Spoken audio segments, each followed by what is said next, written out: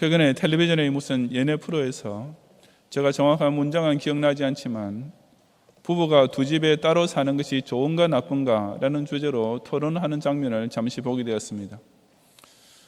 도대체 무슨 똥자지 같은 소리인가 하고 잠시 채널을 고정시켜 보았더니 요즘 같은 소위 100세 시대의 부부로 같이 사는 시간이 무려 60년, 70년도 될 수 있기 때문에 아무래도 피차 실정이 나고 갈등도 심화될 수밖에 없으니 차라리 노후에는 아예 서로 딴 살림을 차리고 사는 것이 어떻겠느냐는 이야기였습니다. 저는 너무 어이가 없어서 그에 대한 찬반 토론이 어떻게 진행되는지는 아예 보지도 않고 채널을 돌려버렸지만 그 충격은 오랫동안 가시지 않았습니다. 현대의학의 발달로 사람이 장수하게 되었으니만큼 그것을 행복하게 여기고 더 가치 있게 살아야 할 텐데 그런 노력은 고사하고 오히려 평생의 반려자로 살아야 할 부부가 두 집 살림으로 여생을 살 생각이나 하게 되었으니 정말 기가 막힐 노릇이 아닐 수 없었습니다. 남조 유다의 유명한 왕 히스기야 역시 장수하게 된 까닭에 오히려 자신의 인생을 용두사미로 마감했던 사람이었습니다. 그는 하나님께로부터 자신의 사는 날을 특별히 연장받는 엄청난 복을 받았음에도 불구하고 그 귀중한 인생 종반기를 통해 그의 삶의 질은 오히려 떨어지고 말았기 때문입니다. 히스기야처럼 기독신자 역시 누구나 다 조금이라도 더 오래 살고 싶어 하는 것은 똑같습니다.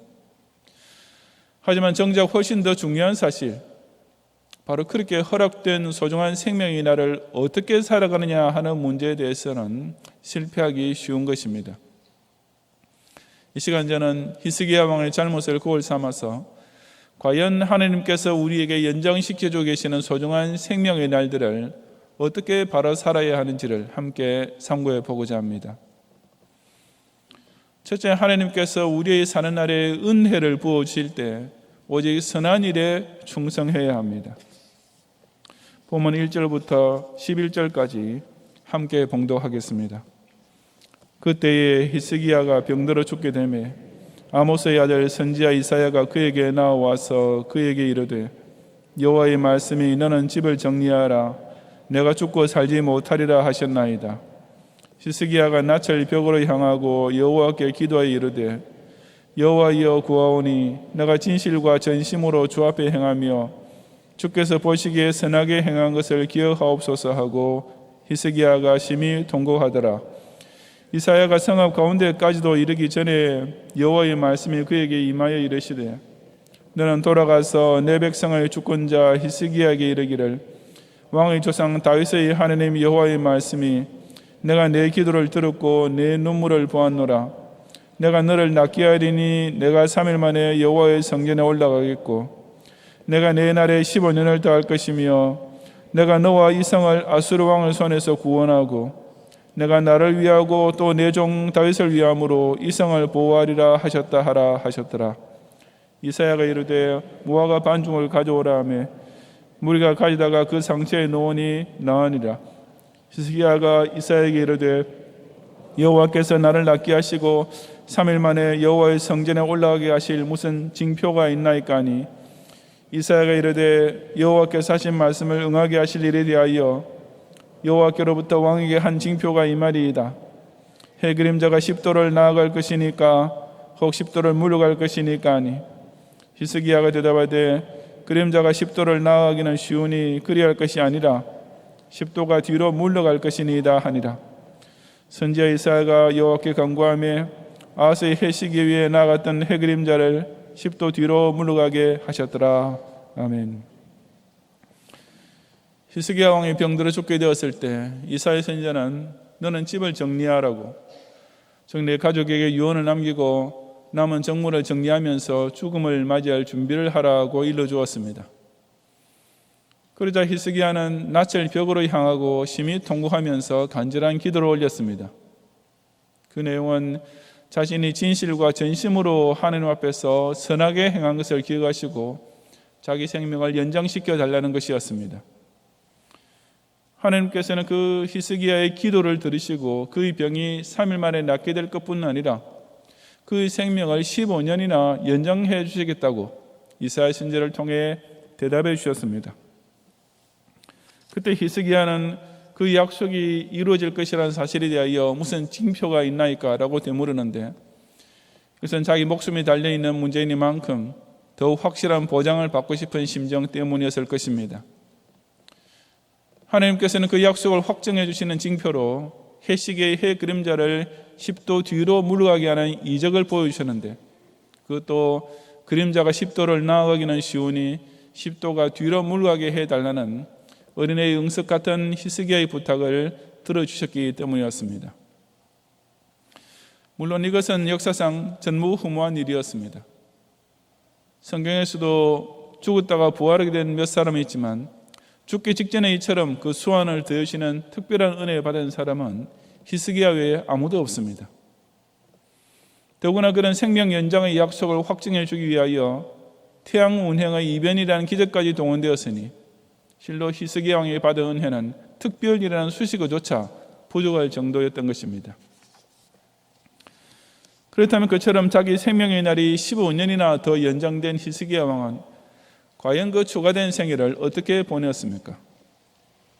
누가 생각하더라도 그 정도의 특별한 은혜를 입었으면 그 기간 동안은 그야말로 새 사람처럼 살았을 것 같지 않겠습니까?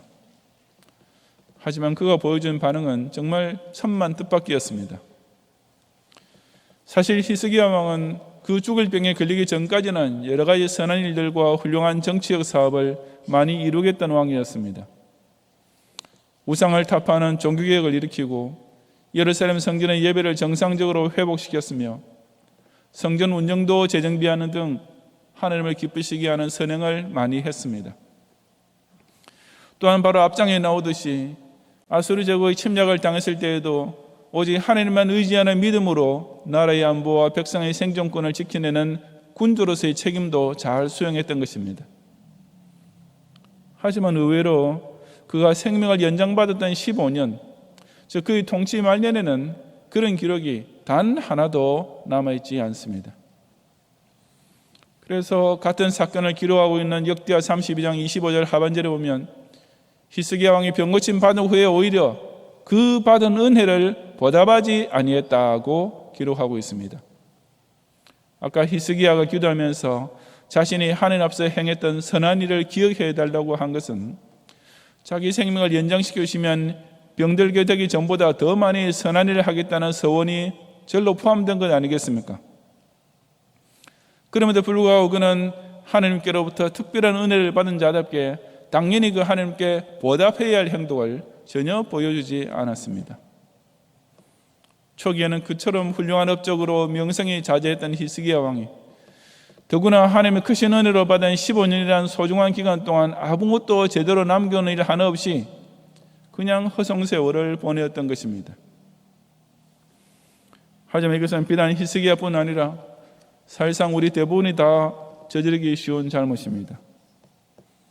저와 여러분 중에 매일 아침 일어날 때마다 그 하루의 삶이 하나님께서 내게 연장시키신 소중한 시간임을 기억하면서 진심으로 감사하며 일과를 시작하는 사람이 과연 몇 명이나 있겠습니까?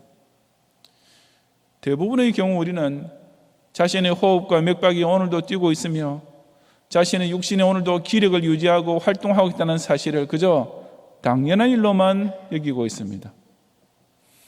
더구나 그것도 일하고 싶은 대로 일할 수 있는 소중한 자유를 마음껏 누리면서 영위하고 있는 특권적인 생명임에도 불구하고 우리는 이 아주 특별한 은혜를 그저 무심하게 받아들이며 지나가고 있는 것입니다. 하지만 조금만 더 역사를 거슬러 올라가 보아도 수많은, 그의 절대 다수의 사람들이 오늘날 우리 모두가 당연한 듯이 누리고 있는 이 생명의 기본권들을 전혀 누리지 못했습니다. 어떤 사학자는 고대 이집트를 두고 왕 한 사람만 자유로운 사회라고 표현했지만 실상 왕정국가 대부분의 현실이 그랬을 것입니다. 피라미드나 만리장성을 구경하면서 인류의 불가사의한 업적 따위로 칭송하지만 정작 그 나라의 백성들이 그 엄청난 건축물을 짓느라고 얼마나 끔찍한 고생을 하면서 평생을 보냈을지 상상해 보시기 바랍니다. 그야말로 왕 한 사람만 자유인이고 그 밑의 모든 백성은 노예나 다름없는 생을 보냈을 것입니다.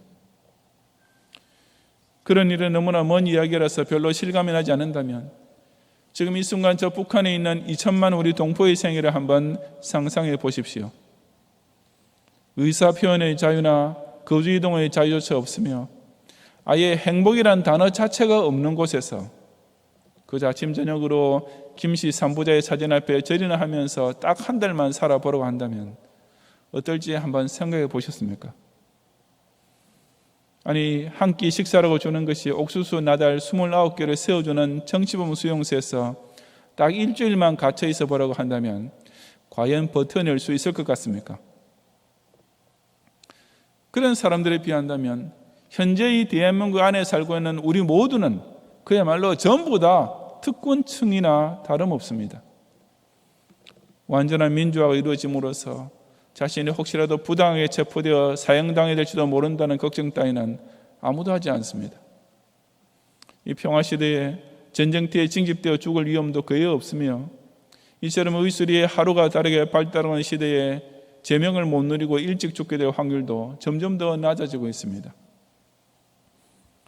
해방 직후만 해도 우리나라 사람 평균 수명이 50여 세 정도밖에 되지 않았지만 지금은 아까 언급했던 것처럼 100세 시대를 바라보면서 이미 80세 정도는 그리 장수로 쳐주지도 않을 정도입니다. 그것만 해도 지금 이 시대에 대한민국에 살고 있는 저와 여러분 모두는 우리 할아버지 할머니 세대에 비해 평균 30년은 더 연장된 수완을 누리고 있는 셈인 것입니다. 정말이지 우리는 하나님께서 내게 베푸시는 크고 놀라운 은혜 가운데 날마다 내 인생이 영위되고 있음을 알아야 합니다. 또한 그렇다면 오늘도 내게 연장시켜 주시는 이 생명의 나날을 그 생명의 주를 위한 선한 일에 섬기는 기회로 선용하지 않고 그저 나 혼자 즐기는 여생으로 채운다는 것은 너무나 몰염치한 변망덕인 것을 깨달아야 합니다. 오늘도 나 자신이 이 자유로운 나라에서 이 평화로운 시대에 그것도 이처럼 코로나 바이러스19가 창궐하고 있는 가운데서도 아직 건강하게 생존하고 있다는 사실이야말로 하나님께서 베푸르신 아주 특별한 은혜인 줄로 알고 이 소중한 생명의 날이 계속되는 동안 오직 그 하나님을 기쁘시게 할 선한 일을 위해 더욱 충성을 다하는 성도들이 되시기를 바랍니다. 둘째, 하나님께서 우리의 사는 날을 형통하게 해주실 때 결코 교만의 방심에 빠지지 말아야 합니다. 12절 이하 19절까지 함께 봉독하겠습니다. 그때 발라단의 아들 바벨론의 왕 보르닥 발라단이 히스기야가 병들었다 함을 듣고 편지와 예물을 그에게 보낸지라. 히스기야가 사자들의 말을 듣고 자기 보물고의 금은과 향품과 보배로운 기름과 그의 궁기고와 창고의 모든 것을 다 사자들에게 보였는데 왕궁과 그의 나라 안에 있는 모든 것 중에서 히스기야가 그에게 보이지 아니한 것이 없더라. 선지자 이사야가 히스기야 왕에게 나와 그에게 이르되 이 사람들이 무슨 말을 하였으며 어디서부터 왕에게 왔나이까? 히스기야가 이르되 먼 지방 바벨론에서 왔나이다 하니 이사야가 이르되 그들이 왕궁에서 무엇을 보았나이까 하니 히스기야가 대답하되 내 궁에 있는 것을 그들이 다 보았나니 나의 창고에서 하나도 보이지 아니한 것이 없나이다 하더라. 이사야가 히스기야에게 이르되 여호와의 말씀을 들으소서. 여호와의 말씀이 나를 이르리니 왕궁의 모든 것과 왕의 조상들이 오늘까지 쌓아두었던 것이 바벨론으로 옮긴 바 되고 하나도 남지 아니할 것이요 또 왕의 몸에서 날 아들 중에서 사로잡혀 바벨론 왕궁의 환관이 되리라 하셨나이다 하니 히스기야가 이사야에게 이르되 당신이 전한 바 여호와의 말씀이 선하니이다 하고 또 이르되 만일 내가 사는 날에 태평과 진실이 있을진데 어찌 선하지 아니하리요 하니라 고했습니다. 앞서 6절에서 하나님께서는 히스기야의 병을 고치시면서 내가 너와 이 성을 아수르 왕의 손에서 구원하고 내가 나를 위하고 또 내 종 다윗을 위함으로 이 성을 보호하리라는 약속까지 덧붙여 주셨습니다. 즉 히스기야 왕은 장수뿐 아니라 그 연장된 생명을 안전하게 즐기고 살 수 있는 평화시대의 복까지 받게 된 것입니다. 그 결과 역시 같은 사건을 기록하고 있는 역대하 32장 27절 이하에 보면 히스기야 왕에게 은금과 보석과 향품과 방패와 온갖 보배로운 그릇들이 얼마나 많았던지 그 모든 재물을 보관하기 위하여 특별한 창고를 세워야 할 정도였으며, 또한 곡식과 새 포도주와 기름진 산물을 위해서도 역시 따로 창고를 새로 만들어야 했습니다. 물론 온갖 짐승들을 위한 외양간과 우리, 즉 축사도 다시 만들어야 했는데, 그 정도가 아니라 양떼와 많은 소떼를 위해 성읍들을 세우는, 즉 왕실에 속한 가축을 키우기 위해 아예 마을과 도시들이 새로 생겨날 정도가 되었습니다. 그래서 이 모든 것을 두고 역대하 30장 27절 상반절에서는 히스기야가 부와 영광이 지극한지라고 기록하고 있는 것입니다. 하지만 히스기야 왕은 그처럼 문자 그대로 만사 형통의 복을 누리고 있을 때 바로 그 때문에 그만 결정적인 실족을 범하고 맙니다. 본문 12절에 바벨론의 왕 버르닥 발라단이 히스기야가 병들었다함을 듣고 편지와 예물을 그에게 보낸지라고 한 것은 바벨론 왕이 히스기야가 병들었다가 기적적으로 나았다는 소식을 듣고 축하 사절단을 보냈다는 뜻입니다. 당시 근동 지방의 패권을 두고 아수르 제국은 점점 쇠약해 가고 반면에 바벨론 제국이 서서히 고개를 들고 있을 무렵이었습니다. 그 신흥 강대국이 자기에게 축하 사절단이라는 것을 보내오자 히스기야 왕은 아주 우쭐한 기분이 들었습니다. 그래서 그는 자신의 보물 창고와 군기고 병기 창고와 일반 창고의 모든 것을 그 바벨론 사절단에게 보여주었는데, 왕궁과 그의 나라 안에 있는 모든 것 중에서 히스기야가 그에게 보이지 아니한 것이 없을 정도였습니다. 물론 히스기야 왕은 순전히 자신의 부와 힘을 자랑하고 과시하려고 했던 일이었지만, 그것은 실제적으로는 도둑에게 지갑 속을 다 보여주고 왕이라는 사람이 적군에게 스스로 스파이 노릇을 자청해 준 이적 행위나 다름없었습니다. 즉 바벨론 제국으로 하여금 유다를 침략하고 싶은 동기를 제공해 주었을 뿐 아니라 유다의 방어력은 이 정도이니 알아서 공격 작전을 짜라고 군사 정보까지 스스로 제공해 준 격이었던 것입니다. 그것은 얼마 전에 아수르 제국의 침공을 당했을 때 히스기야가 일국의 안보를 책임진 왕으로서의 용기와 지혜와 결단을 발휘하면서 보여줬던 대처 자세와는 너무나도 대조적이었습니다. 같은 사건을 기록하고 있는 역대하 32장 25절 상반절에 보면 히스기야 왕의 이러한 행동을 두고 그가 병고침 받은 후에 오히려 마음이 교만하여졌기 때문이라고 밝히고 있습니다. 즉 히스기야 왕은 하나님께서 자기에게 주신 특별한 은혜는 깡그리 만극하고 그것은 오히려 은근히 자기 자신을 높였던 것입니다. 다시 말해서 자신은 하나님께로부터 그런 특별한 생명 연장의 은혜를 받았을 정도로 보통 사람과는 다른 아주 위대한 존재라고 스스로 자화자찬하는 교만에 빠져버렸던 것입니다. 그리고 그 교만에 대한 대가는 실로 엄중했습니다. 하나님께서는 이사야 선지자를 보내어 히스기야의 잘못을 책망하시면서 바로 그 때문에 그가 바벨론 사자들에게 보여주었던 왕궁의 모든 것과 쌓아두었던 것들은 전부 다 바벨론으로 옮긴 바 되고 하나도 남지 아니할 것이라고 하셨습니다. 즉 유다가 바벨론의 침략을 받아 완전히 망하게 될 것이라고 말씀하신 것입니다. 그뿐 아니라 왕의 몸에서 날 아들 중에서 사로잡혀 바벨론 왕궁의 환관이 되리라고 했는데, 이 역시 히스기야의 아들 므낫세가 아수르 왕에 의하여 바벨론으로 끌려간 것과 그 이후에 여호야긴 왕과 시드기야 왕 역시 바벨론으로 잡혀감으로써 그대로 실현되고 말았습니다. 히스기야 왕은 그 무서운 예언을 듣고서 여호와의 말씀이 선하니이다 라고 할 수밖에 없었는데, 그것은 하나님의 심판이 공의로우심을 인정하면서 동시에 그래도 자기가 사는 날 동안에는 그 심판을 유보시켜 주시고 태평, 즉 나라의 평화를 진실, 즉 하나님의 신실하심을 통해 지켜주신다고 하셨기 때문이었습니다. 하지만 유다의 장래가 히스기야 왕의 결정적인 실수로 말미암아 이미 엎지른 물처럼 멸망을 향해 시닫게 된 것은 변함이 없었습니다. 즉 바벨론 제국의 침략은 사실상 히스기야 왕이 초청한 것이라도 과언이 아니었습니다. 하나님께서 그에게 부귀와 명예를 다 주시고 만사 형통해 주셨을 때 그는 오히려 영적으로 긴장이 완전히 풀려버렸고, 바로 그 교만의 방심은 자신의 조국 전체를 파멸의 길로 이끌어가고 말았던 것입니다. 우리나라의 기독교는 환난을 통과하는 동안에 오히려 더 뜨거웠고 더 강했으며 그 결과 더욱 부흥했습니다. 대원군의 소국 정책이 극에 치닫고 있을 무렵에 미국의 상선 제너럴 셔먼호를 타고 대동강에 입항했던 토마스 선교사는 칼에 목이 잘리기 직전에 성경책을 건네주었고, 그것이 결국 우리나라의 기독교가 전파되는 첫걸음이 되었습니다.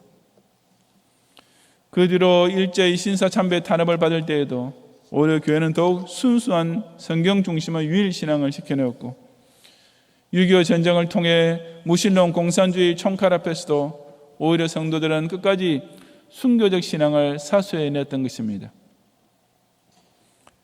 하지만 이제 아무 핍박도 박해도 없는 형통의 시대를 맞이한 조국 교계는 어떻게 되고 있습니까? 오히려 성경을 하나님의 말씀으로 믿지 않은 자유주의 신학이 팽배하고, 천주교 교황 앞에서 목사가 굽실거리는 현대판 금송아지 우상 종교가 판을 치고 있는 실정입니다. 오늘날 기독교가 가장 급성장하고 있는 국가가 되었다는 교만이 오히려 이 나라의 기독교 전체를 한순간에 파멸의 길로 이끌어가고 있는 것입니다.